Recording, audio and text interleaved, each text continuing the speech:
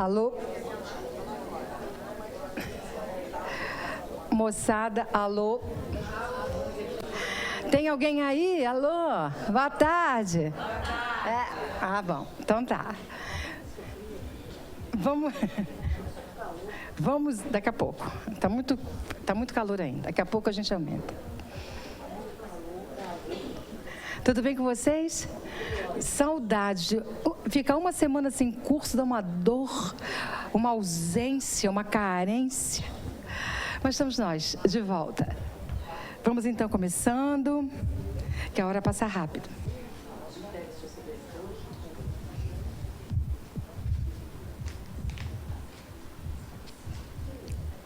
Bem-aventurados os que têm puro o coração. A pureza do coração é inseparável da simplicidade e da humildade. Exclui toda ideia de egoísmo e de orgulho. Por isso é que Jesus toma a infância como emblema dessa pureza, do mesmo modo que a tomou como o da humildade. Poderia parecer menos justa essa comparação, considerando-se que o espírito da criança pode ser muito antigo e que traz, renascendo para a vida corporal, as imperfeições de que se não tenha despojado em suas precedentes existências. Só um espírito que houvesse chegado à perfeição nos poderia oferecer o tipo da verdadeira pureza. É exata a comparação, porém, do ponto de vista da vida presente, porquanto a criancinha, não havendo podido ainda manifestar nenhuma tendência perversa, nos apresenta a imagem da inocência e da candura. Daí o não dizer Jesus, de modo absoluto, que o reino dos céus é para elas, mas para os que se lhes assemelhem.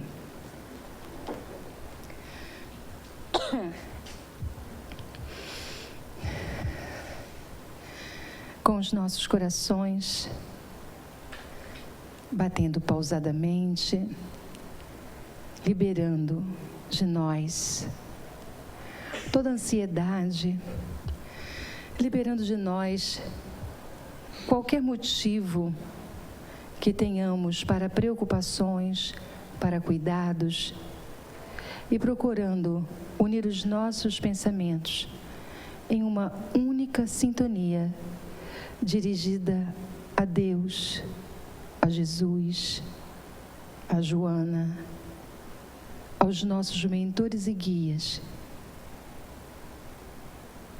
trazendo nosso espírito para a casa de Joana. Vamos vibrar aqui e agora. Vamos deixar lá fora todas as atribulações, respirando profundamente, com calma, serenando, para que possamos estabelecer todo o contato necessário para o nosso aprendizado, para trazermos até nós todo o conhecimento que será trazido pela aula, mas também todo o conhecimento que será trazido por todos esses irmãos que acompanham as nossas tarefas. Que possamos estar em paz, que possamos estar seguros, que possamos estar felizes por estarmos aqui e agora. Graças a Deus.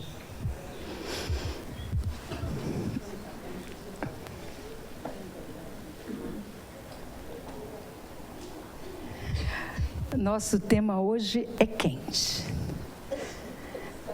Bem quente. Por isso que o ar está gelado. Porque vamos falar dos transtornos. Alguém acha que está aqui e não é transtornado? Cada um do seu jeito, cada um ao seu jeito, traz o seu transtorno. Então, nós vamos falar um pouquinho desses transtornos de forma geral. E aí eu já vou falar com vocês o seguinte: no final, vocês vão dizer para nós assim: na semana que vem vamos falar especificamente de um tipo de transtorno. Por exemplo, esquizofrenia, transtorno compulsivo, bipolaridade e outras questões de síndrome do pânico e outras questões que são assim mais severas, a gente pode dizer, e que a gente não consegue abordar numa aula só. Ok? Aí a gente, lá mais para o final, a gente diz: vamos falar de quê na semana que vem? Não vale querer falar de tudo, que não dá tempo. Não sei. Se vocês quiserem, a gente vê como trata. Ok? Vamos falar mais um pouquinho, então. Os livros que nós usamos, uma penca. Usamos Doenças ou Transtornos Espirituais, O Homem Integral, Medicina da Alma e Encontro com a Paz e a Saúde. Foi a nossa bibliografia para hoje. Quem foi o Medinesp? Você. Falar uma coisa para vocês, pessoal. O Medinesp falou de ciência, saúde e espiritualidade. Foi muito bom, muito legal. Foram muitas palestras trazidas por profissionais da área de saúde, médicos, psicólogos, enfermeiros, médicos de muitas especialidades, psiquiatras, neurocientistas, obstetras, ginecologistas, cardiologistas, muitas especialidades que eles trouxeram para fazer suas pesquisas em associação com a nossa doutrina e que tem, claro, muita ligação com muitos dos temas que nós conversamos aqui. E, começando a falar dos transtornos, foi recorrente nas palestras. Os transtornos têm sempre muita ligação com os problemas espirituais. É claro que existem os fatores físicos que a gente, de alguma forma, pode considerar predisponentes. É uma palavra linda, né? Que predispõe a criatura a uma determinada enfermidade. Mas o componente do acompanhamento e da junção espiritual é definitivo e foi recorrente nas palestras que nós assistimos. Não dá, a gente está falando principalmente dos transtornos que caminham pela mente, dos transtornos mentais. Não tem muito como a gente fugir dessa associação. E aí, para quem quiser, só dando um toque para vocês, existem dentro da série da série No Mundo Espiritual de André Luiz, nos anos 40 do século passado, André Luiz fazia afirmações que só hoje a ciência está trazendo para nós, principalmente nos livros Ação e Reação e Evolução em Dois Mundos. Quem quiser ver um pouco, são livros assim que têm conteúdos bastante voltados para a ciência, e esses livros foram fartamente usados nas palestras que nós assistimos na semana passada. Oi? Não, os que eu estou citando agora. Os livros da série espiritual Ação e Reação, Evolução em Dois Mundos. Vamos lá, pessoal. Contribuição do Espiritismo para a compreensão das psicoses.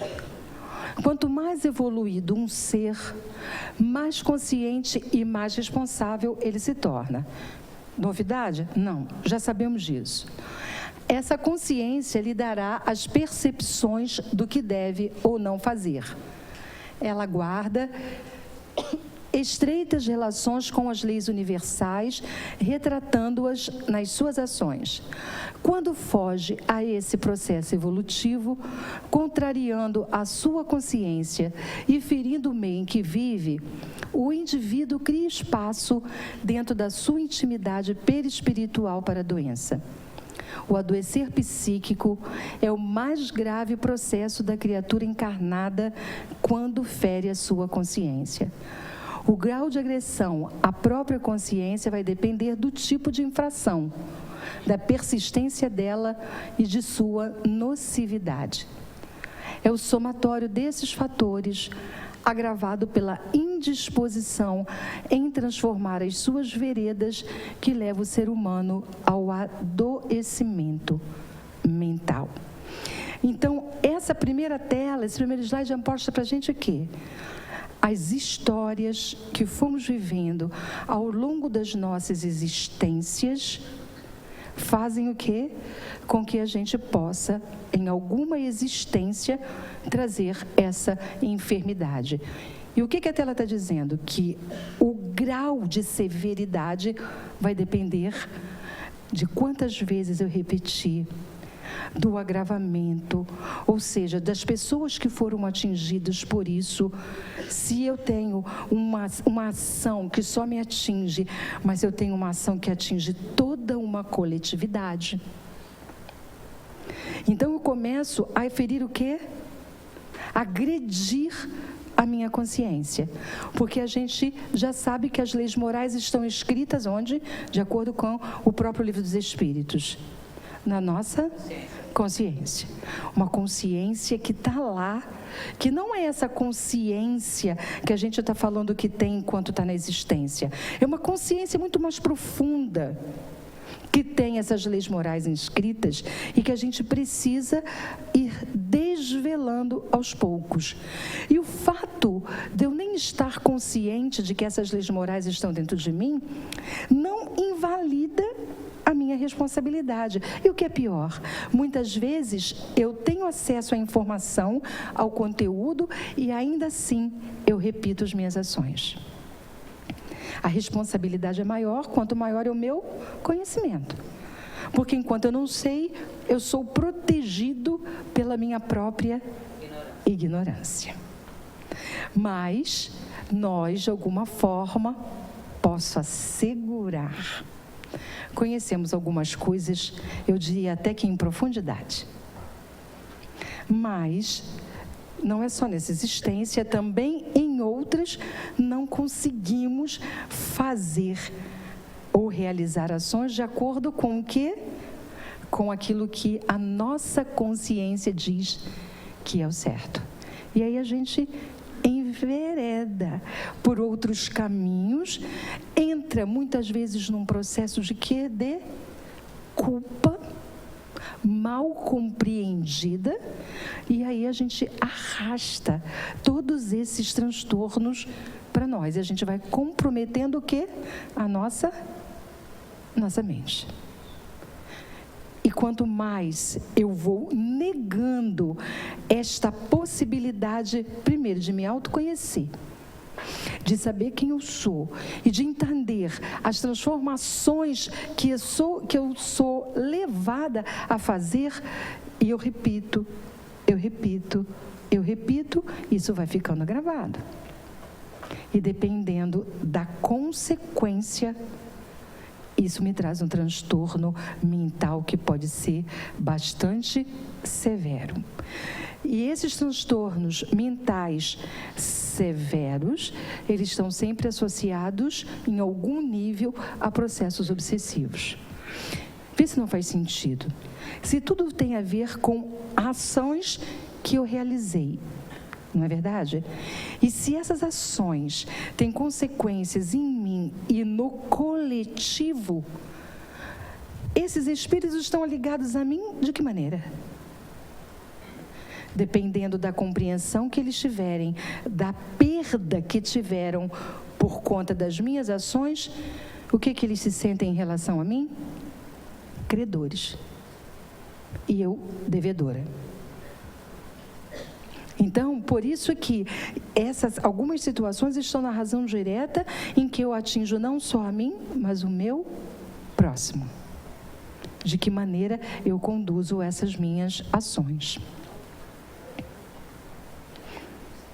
A manifestação das enfermidades irá depender da união dos fatores descritos anteriormente, como também das interações mentais das pessoas envolvidas no processo existencial.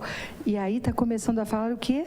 Das pessoas com as quais a gente se relaciona, com quem a gente entra em contato no nosso dia a dia. Então tem a ver também o quê? Com a interação mental daqueles que convivem ou compartilham comigo a jornada. Encarnados mesmo. E pode, quando fala da interação mental, pode estar interação mental de encarnados ou desencarnados. Mas vamos pensar nos encarnados que convivem com a gente, que podem trazer para nós desafios bastante significativos quando eu tenho essa interação. Esta interação, quando doentia, deságua num processo que chamamos de obsessivo, pelo fato de as mentes, tanto dos vivos quanto dos ditos mortos, entrarem em sintonia negativa, favorecendo os processos patológicos de variadas montas. Assim, elas podem, embora todas de fundo mental, terem as suas expressões com predomínio no corpo físico, no mental, que é mais grave, ou em ambos. Então, ali está dizendo que essa interação pode ser tanto com o encarnado como com o desencarnado. Não é isso que está dizendo ali? Então, as mentes todas com quem a gente entra em contato, dependendo do nosso estado, de como a gente está lidando com isso, pode desaguar num processo patológico, aí de variados graus. Cada caso é um caso e vai depender, cada um tem a sua própria história e vai depender dessas circunstâncias. Isso é muito importante quando a gente fala e vem depois do bloco de pensamento, senão não ia fazer sentido. Tá certo? Nós fizemos um bloco inteirinho falando da força, do poder do pensamento. O que é a nossa interação mental? É quando eu compartilho os mesmos pensamentos das pessoas com as quais eu convivo. E como tudo é sintonia, eu faço interação mental também com os desencarnados. Tudo é influenciação. A gente não pode esquecer de uma pergunta que tem no Livro dos Espíritos, 420, qualquer coisa que eu esqueci, 21 ou 29, não me lembro bem, que Kardec pergunta aos espíritos: como é a influência dos espíritos em nossas vidas? Aí o que os espíritos respondem? Muito mais do que imaginas. De ordinário, são eles que vos dirigem. É bem assim. E quem é que nos dirige? Aqueles com os quais a gente faz interação mental. Ok, pessoal? E é por isso que a gente deve sempre, quer dizer, a referência sempre é para nós. Num curso de autocura, a gente tem que se autorreferenciar. Cuidado com aquela história de a gente falar de alguns temas aqui, a gente pensar no tio, no irmão, no filho, do marido, sei lá em quem. Esqueçam os outros. Porque o curso é de autocura, não é de cura da família. Tá? Porque a gente corre o risco de ver os slides e, em vez de pensar em nós mesmos, pensar na criatura com quem a gente convive, ou nas criaturas. É evitável. Aqui, a minha está dizendo assim que é inevitável. Então, observa. Não é a pessoa, somos nós. Eu estou falando porque eu estou me tirando como exemplo, claro, né? Ou vocês estão pensando que eu estou livre disso? Então é isso, gente. Todo curso de autocura não é para eu pensar no que o outro faz. É para eu pensar no que eu faço.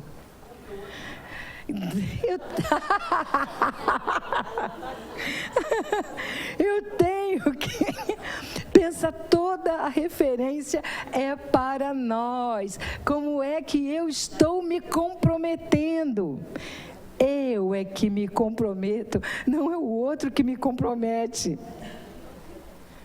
É duro pensar nisso, tá, pessoal? Mas isso é maturidade psicológica, isso é assumir responsabilidades. E nós estamos aqui para isso, para assumir essa responsabilidade. Vamos falar rapidamente, não vamos falar de esquizofrenia como doença, mas desses aspectos que a doutrina traz para nós. O paciente esquizofrênico é um espírito que perdeu o endereço de si mesmo. Carregado de culpas, vai sempre fazer uma vinculação com a culpa, tá vendo? Carregado de culpas transatas, que procura refugiar-se na alienação através naturalmente dos fenômenos orgânicos e psicológicos que foram impressos pelo perispírito nos genes encarregados da sua organização biológica. Por isso é importante a gente ter passado por aquela aula dos corpos, para saber como é que essa questão do corpo mental, do perispírito, do duplo etérico e do corpo físico, que a gente já viu nas aulas anteriores. Eis porque esses espíritos conflitivos sempre reencarnam através de pessoas que tenham os fatores preponderantemente para a formação fisiológica propiciatória e instalação do transtorno psicótico profundo. Quando o doutor vai falar, aí me dá uma dor. Só um minutinho. Uma coisa recorrente que eu vejo, eu estou até comentando aqui agora. Não, mas fala no microfone. Eu não sei se eu estou errado, né? Eu não sou psiquiatra, mas uma coisa, não sou psiquiatra, o que eu vejo muito assim, se tem alguma ligação com isso, eu vejo pacientes esquizofrênicos geralmente são muito estudiosos, pessoas altamente inteligentes. E o que leva a isso? O que esse conflito que leva essa pessoa tão inteligente, tão estudiosa, chegam extremamente estudiosos, eu conheço casos assim. Pessoal, às vezes a gente tem um entendimento de que as pessoas que cometem atrocidades não são inteligentes. Não são. Elas são. Então, esses espíritos têm uma história passada de muito comprometimento. Então, eles são sim, porque pessoas que conseguem cometer atos de destruição de coletividade, não é uma pessoa burra. Tem que ser uma pessoa inteligente.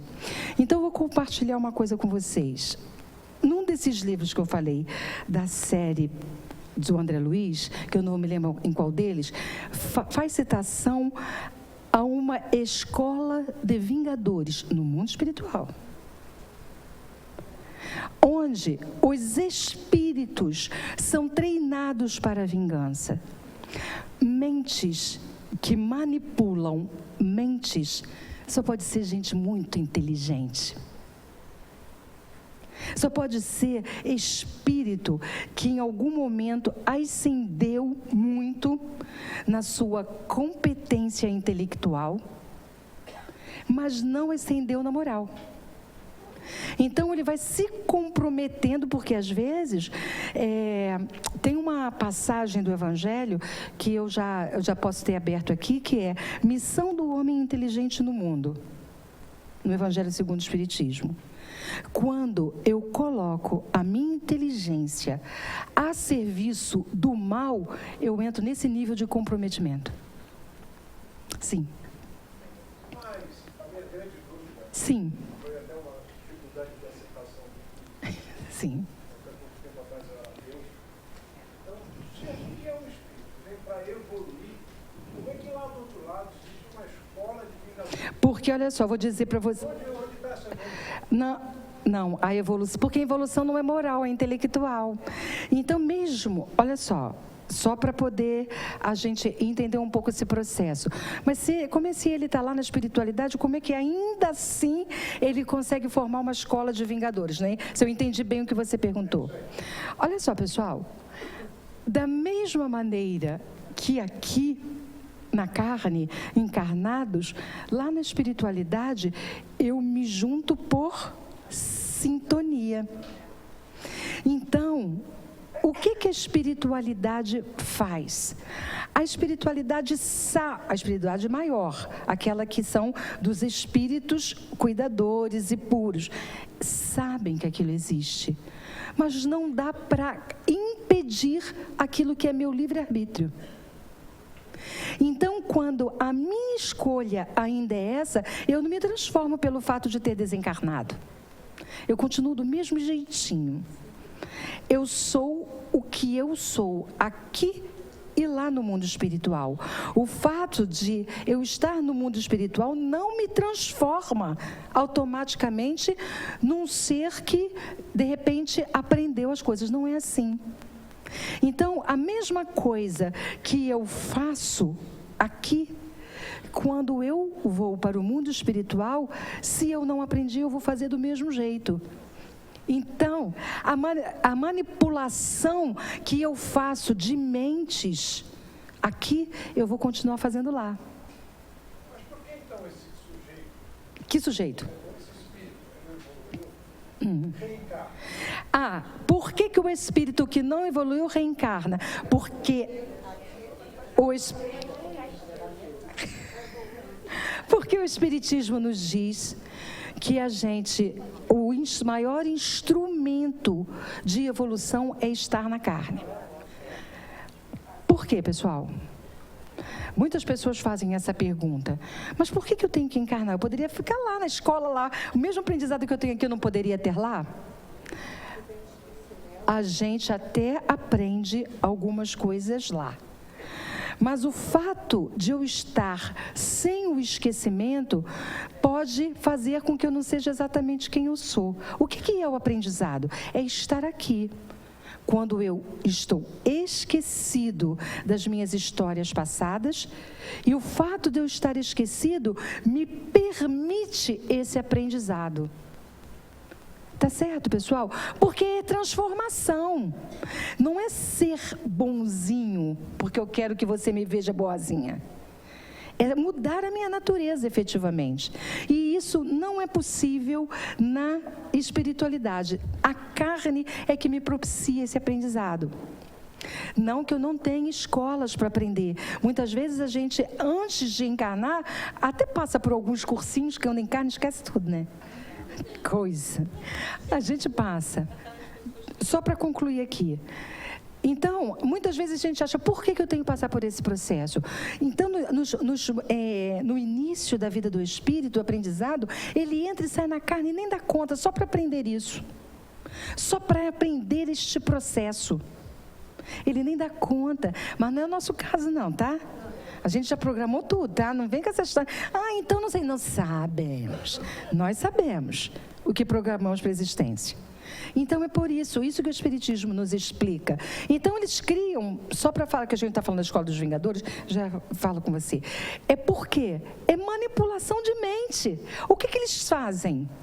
Quem é que quer ser? Você está com raiva de quem? Está com raiva de fulano? Então vem cá que eu vou ensinar você a se vingar. E aí ele vai manipulando uma equipe, é uma coisa impressionante. E isso é o quê? Interação mental. É com quem a gente se vincula. Só um minutinho que tinha uma pessoa aqui na frente. Esse tema é bom, bem gosto. Olha só, mas quando esse espírito está nessa outra dimensão, existem outros espíritos mais evoluídos que ele que estão lá, até que recebem ele, né? Então, esses outros espíritos não estão lá para ensinar né? Eu estou lendo um livro sobre isso, então a gente ensina a quem quer aprender. Não é assim? Escolha, livre-arbítrio. Se eu escolher e entender que eu preciso sair dessa história, eu terei sempre mãos. E essas pessoas também têm, só que elas não se conectam a elas por sintonia vibratória. Então, você acha que esses espíritos, que são esses inteligentes que a gente está falando, lá no mundo espiritual, não sabe que tem toda uma equipe de guardiãs para poder impedi-lo? Ele se protege disso também. Porque ele é um espírito inteligente. Ele sabe, inteligente é o que eu quero dizer, sem evolução moral. Só para voltar para a esquizofrenia. Ah, meu Deus, eu não saí dela, né, Tam? Sim. Eu trabalhei no hospital. Ah, não, tá todo mundo ouvindo? Não tá. Ah, sim, eu falo alto. Ah, tem outro aqui.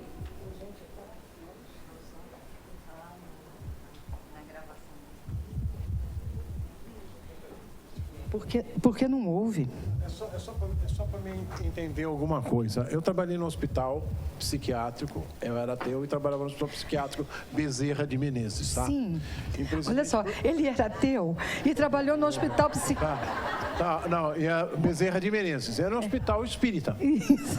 E lá tinha é isso que eu quero saber da esquizofrenia, porque tinha um esquizofrênico que ele tinha surtos de esquizofrenia grande e ele passou, quando os irmãos eram pequenos, ele passou a ser o arrimo da família. E esse cara ele tinha crises, parou quando ele virou arrimo da família, e até os irmãos crescerem, ele nunca mais teve nenhuma crise. Aonde entra essa parte? Como é que ele conseguiu controlar isso, dessas atormentações dos outros espíritos? Pois é. Olha só que coisa interessante.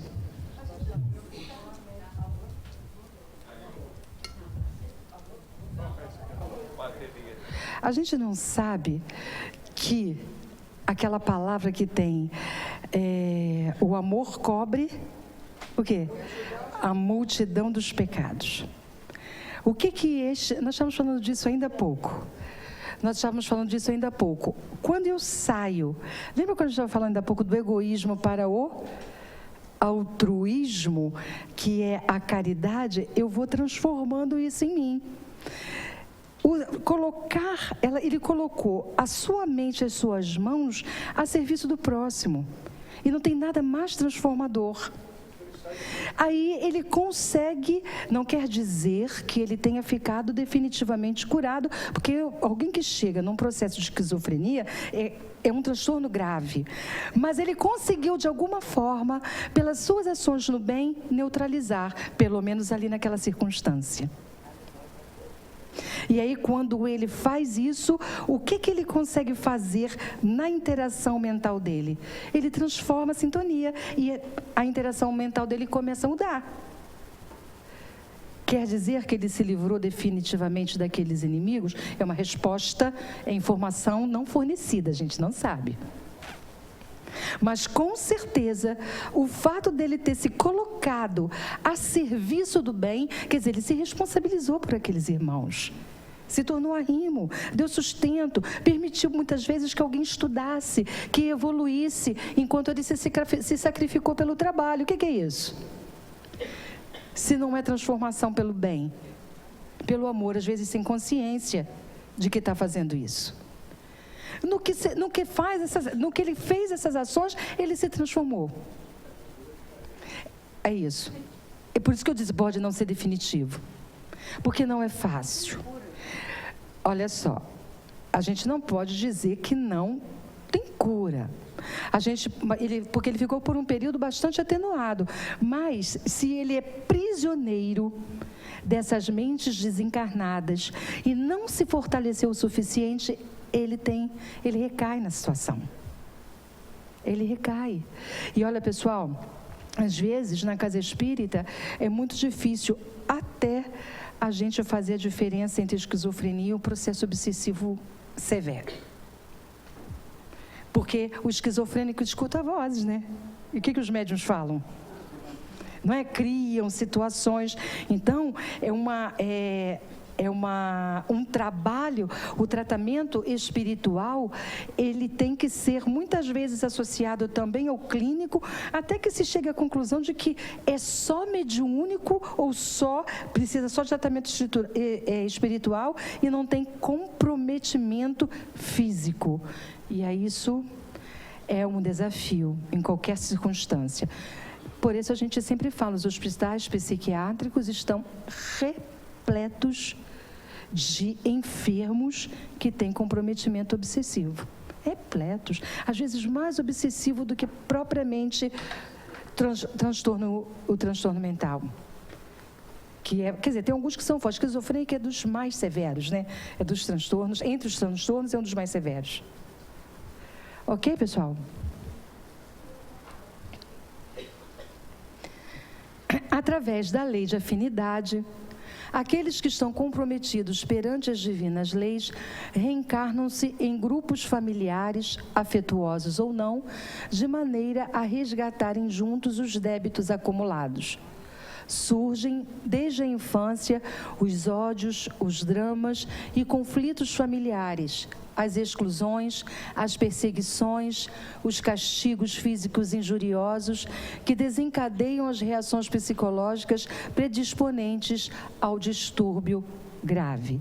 Então, a gente vê que, associada à história do passado, a gente nasce em núcleos familiares ou até profissionais, nos núcleos que são daqueles do nosso convívio, com aqueles espíritos com quem a gente precisa, de alguma forma, se ajustar. Então, essa união, esses núcleos que se formam, nem sempre são formados pelo afeto. Não é verdade? E é por isso que a gente vê tantas situações familiares de desentendimentos, dos mais simples aos mais severos. Não é verdade? A gente vê que alguns têm até atos extremos entre pessoas da própria família. Aquele que se sente no direito, de alguma forma, de acabar com a vida do outro. Nunca está sozinho. Nunca está sozinho.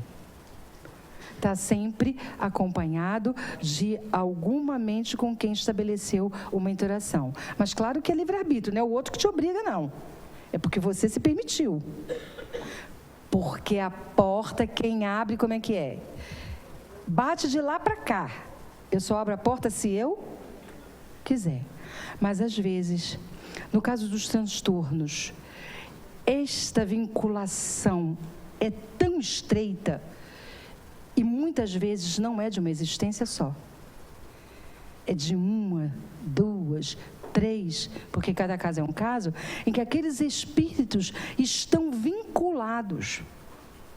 E para desfazer este vínculo, só tem uma possibilidade. É quando eu me transformo pelo amor. Alguém vai ter que quebrar o ciclo em algum momento. E quebrar o ciclo só é possível pelo amor. Não tem outra forma. A gente tem os tratamentos que a gente faz, os atenuantes, a gente toma um passe, a gente assiste a palestra, a gente vai, faz um curso. É tudo o quê? De fora para dentro. E a transformação é de dentro para fora. Então, todas são ferramentas, instrumentos que vão nos permitir fazer as transformações que a gente precisa, pelo amor. Quem esticou o dedo de novo? No caso da Richthofen, que planejou, matou pai e mãe, sim, né? E eu já li sobre a história dela. Ela fazia faculdade, era uma menina, ela não tinha nenhum quadro, assim, passagem na adolescência, ou na escola, ou no inglês, ou nos amigos, que demonstrasse, né? E ela foi bolando com o namorado, planejando aquilo, né? Demonstrasse o quê? Alguma insanidade, alguma... Mas sim, olha só, pessoal, o fato... Alô, pessoal, vamos combinar uma coisa. Ela foi internada em um hospital psiquiátrico, então não tem esse diagnóstico. É deformação moral. Entende? Que loucura, gente. Olha só, pessoal. Mas, ô Jane, uma pessoa que faz isso é normal? Peraí, gente, olha só.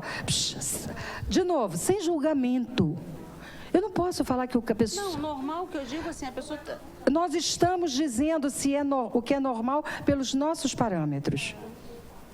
E aí, nesse momento, a gente está condenando o outro. A gente vai dizer, matar é? Não, mas eu mato um mosquito.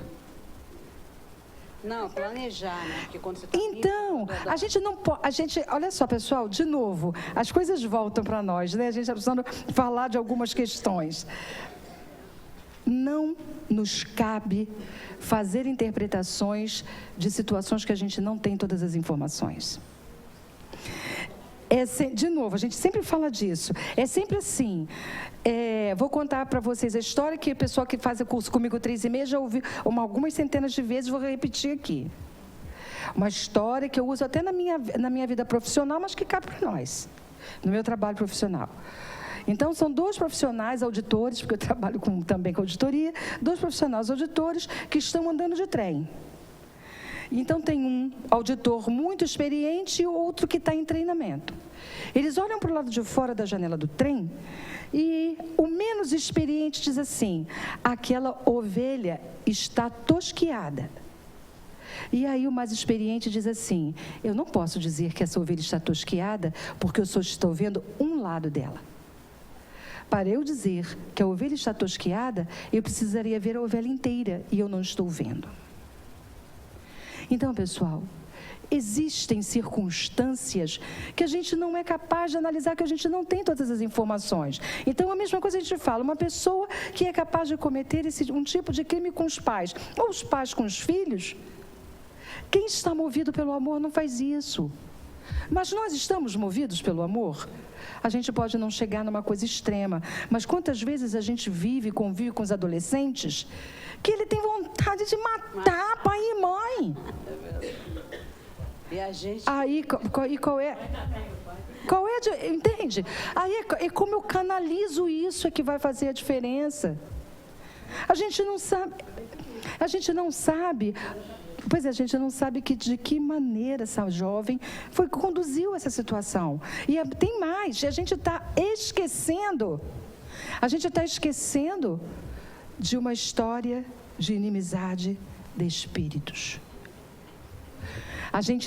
E nós que somos espíritas, mais cuidado a gente tem que ter nas nossas análises, porque a gente só olha a existência de agora e mal, porque a gente não tem as informações todas. Mal. A gente olha mal. Quem quer falar? O que me deixa bastante preocupada nas redes sociais, às vezes, são os comentários das pessoas em relação a algumas que cometeram crimes, né? Ficou muito repetitivo do homem que matou o cachorro e tudo, mas os comentários das pessoas não diferenciava o grau de ruindade no coração que elas também tinham em relação àquele homem. Então, todo mundo, e eu adoro bichos, deixando bem claro, mas eu tentei me policiar para que o meu coração não se igualasse ao dele, porque a raiva que ele sentiu do cachorro, as pessoas estavam sentindo dele, e teriam, talvez, a mesma atitude, matariam ele a pauladas como ele matou o cachorro, da mesma forma com que ele fez e se considerando boas. Olha só, pessoal, por isso que a gente está falando sem julgamento. Porque, então, as redes sociais hoje, elas escondem quem eu sou e eu me sinto no direito de me manifestar de qualquer maneira naquela rede social em relação ao meu próximo. Então, eu tanto construo como eu destruo o meu próximo na rede social. E aí eu me sinto no direito de falar daquela criatura que eu nem conheço e que eu não tenho todas as informações. Histórias contadas são sempre alteradas. Alteradas pelo meu crivo. A ênfase de uma situação, quem dá sou eu que estou contando. Então, uma situação, eu posso dar uma ênfase e o outro pode dar. E eu posso estar olhando a mesma coisa. Mas você conseguiu entender, assim, que as pessoas se igualavam ao mesmo Mas é isso que a gente faz. O que a gente faz? A gente não percebe que no momento em que eu estou me permitindo fazer esse tipo de julgamento, cheio de raiva, de rancor, de desprezo, e seja o que for que esteja me movendo, eu estou me movimentando no mesmo psiquismo. É disso que a gente está falando. Eu estou me movimentando no mesmo psiquismo daquele que pode, em algum momento, ter cometido um delito ou um crime. Ok? Da mesma maneira que a gente viu uma situação que foi muito mostrada e filmada de um homem que estava agredindo a mãe, uma idosa. É a mesma coisa. A gente tem que observar, pessoal, o que é que invade o nosso coração nesse momento. Pois é.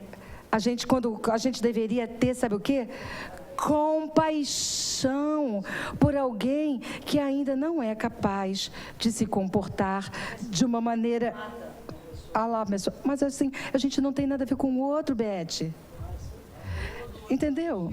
Nossa, exatamente. Assim, tudo é desafio.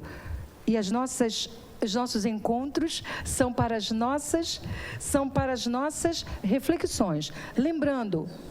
Estou lembrando de novo, as nossas reflexões têm ligações com a gente e não com o outro.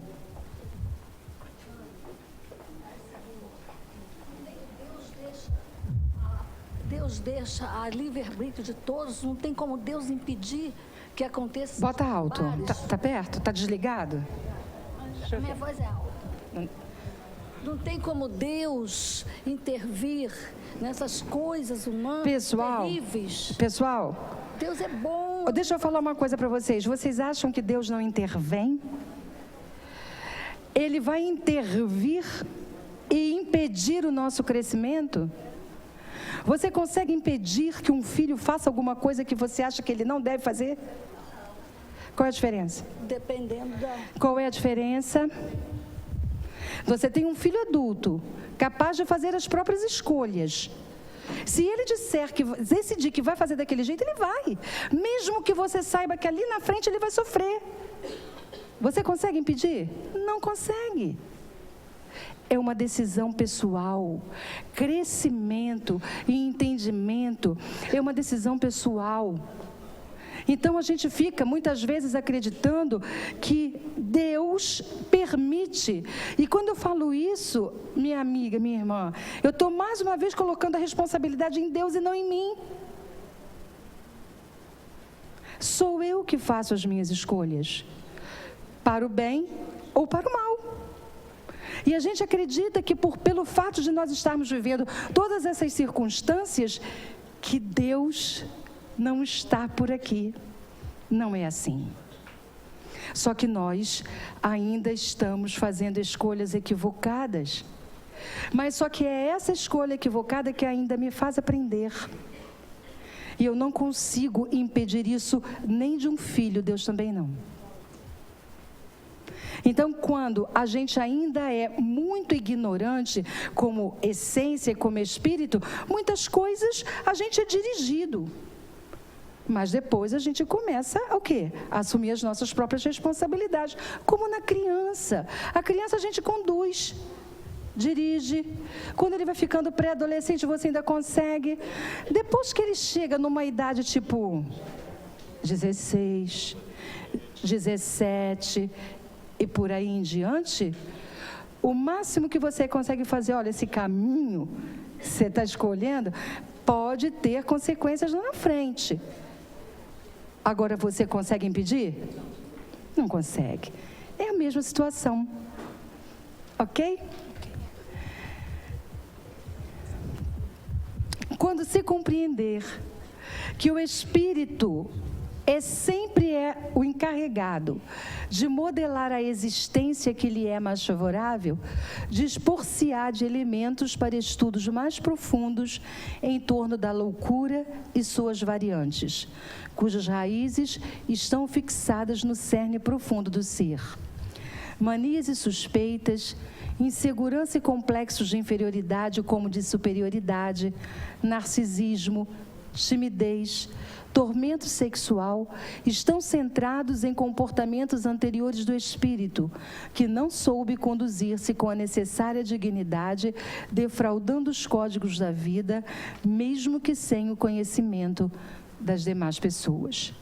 Então, o que ele está dizendo? Que muitas vezes a gente comete ações que os outros nem estão dando conta, não estão percebendo, mas a gente faz.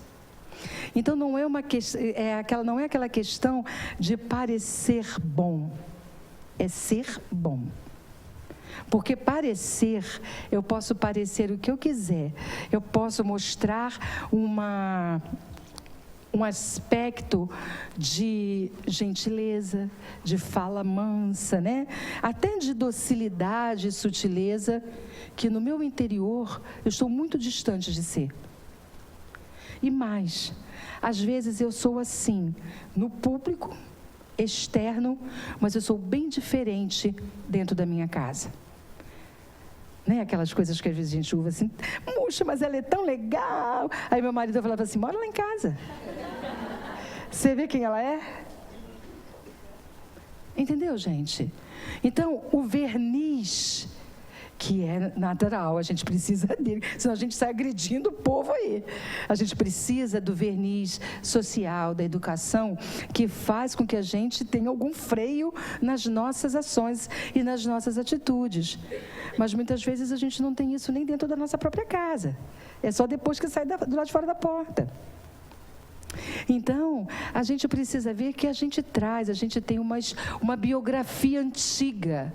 Nós temos uma história de muitas existências, onde hoje, quando a gente se horroriza em relação a algumas coisas que a gente vê na sociedade atual, não sabemos do que fomos capazes de fazer antes, em outras existências. Se hoje, de alguma forma, a gente consegue frear os nossos impulsos em relação a algumas circunstâncias, nem sempre foi assim. Somos espíritos em jornada evolutiva. E em outras existências, pode ter certeza, a gente já pintou, bordou e fez muito mais. Ou a gente acha que... Preste atenção, moçada. Nós temos uma história. E todas essas coisas que hoje, de alguma forma, e ainda bem, trazem para o nosso coração esse distanciamento, até uma indignação, que indignar-se com algumas coisas, com os fatos, faz parte. E a gente tem que se indignar sim, porque se a gente perder a capacidade de se indignar, a gente vai ficar indiferente a tudo que acontece. Não é isso. É quando Joana fala da ira santa de Jesus. Jesus não foi passivo. Jesus se indignou muitas vezes quando via as situações acontecerem naquele contexto, naquela sociedade onde ele nasceu. Qual era a diferença? Ele falava, agia, mas não se contaminava por aquela situação, coisa que hoje a gente ainda não consegue fazer. A gente sai da situação completamente contaminado e a gente transforma, pela nossa elaboração mental, a raiva em ódio, em desejo de vingança. E mais, a gente se acha tão legal que a gente sempre tem a vontade e aquele ímpeto de julgar o próximo, que está se comprometendo de uma maneira tão significativa com o seu futuro. Então, vocês vejam, sem apontar ninguém, mas um dirigente de qualquer instância federal, estadual, municipal ou até de uma empresa que se compromete com o prejuízo da coletividade, se eu ficar com raiva dele, primeiro, eu entro no psiquismo. E segundo, é para a gente ter compaixão de uma criatura que está trazendo para a sua existência futura um nível de comprometimento que a gente nem consegue avaliar, por conta de um prejuízo enorme a uma coletividade. É para isso que a gente estuda Espiritismo, para entendermos esses processos, não para sermos coniventes ou deixarmos de nos indignar com aquilo que a gente está vendo ou vivenciando, mas para entender que cada um vai viver a sua experiência evolutiva e vai se comprometer, sim, com o futuro. É muito difícil. Deixa eu te fazer uma pergunta. A gente tem um grande aprendizado, né? Fora aqui na casa, a gente lê bastante, então a gente sabe que a gente não deve julgar o outro, né? Que cada um é cada um. Mas vamos dar um exemplo aqui fácil. Você está andando no meio da rua, né? Aí ele vai passando e tem um cachorro. Vou falar um cachorro, não estou falando nada. Um cachorro. Ele começa a chutar esse cachorro com um pau para cima e para baixo. Você não vai julgar, mas você não vai fazer nada? Você não vai nem falar? É difícil a gente ficar olhando, né? Olha só, pessoal, não foi isso que eu disse, absolutamente. O que eu disse é que se a gente perde a capacidade de se indignar, a gente perde também a de agir. Não é ser conivente naquilo que for. Muitas vezes coisas acontecem porque a gente se omite até. Não é uma questão de omissão, nem de conivência.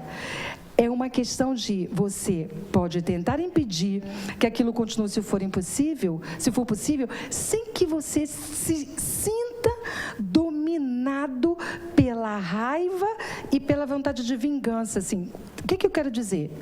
Você faz isso, mas aí você pega o pau e bate nele. Entendeu? Ou então, se você não tiver essa condição, ou então, se você não tiver essa condição, você olha e pensa assim: tomara que ali na esquina o nego acabe com a raça dele, ou ele seja atropelado por um carro. Entende o que eu estou dizendo, gente? Gente, não estou falando de ser conivente. Eu estou falando do sentimento que eu vou nutrir por quem comete. Ó, pessoal, falar uma coisa para vocês. 6 horas. A gente continua semana que vem. Jesus pegou e açoitou. É isso, tem história. Sabe? Ele não quer dizer que ele não tem que pegar o pau e bater no cara. Pode bater no cara. Entendeu, gente? Você vai deixar... Aqui, pessoal... Esse assunto eu gosto mesmo. É bom, né?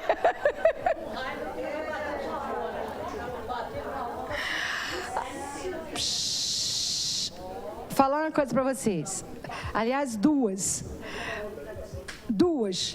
Semana que vem a gente continua com esse assunto, porque a gente precisa continuar. Ele é importante, a beça, na vida da gente.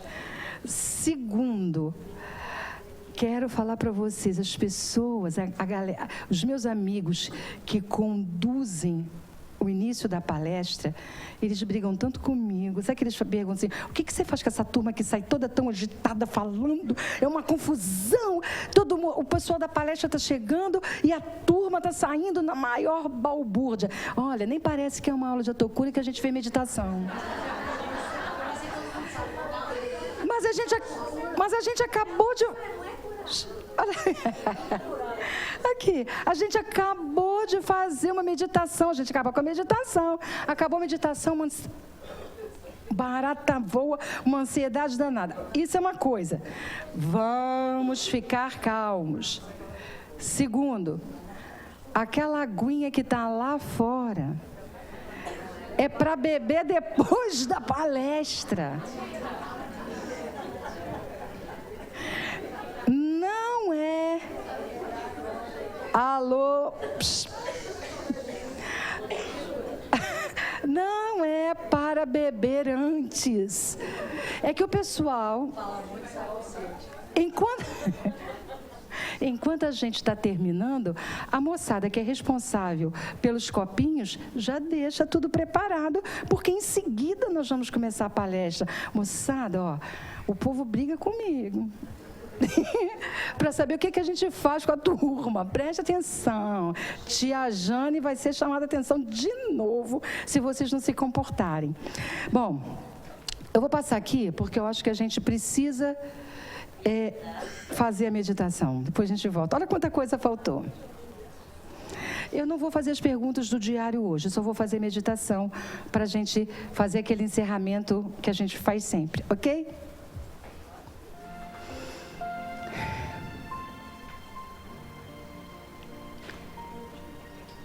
E muita calma nessa hora, por favor.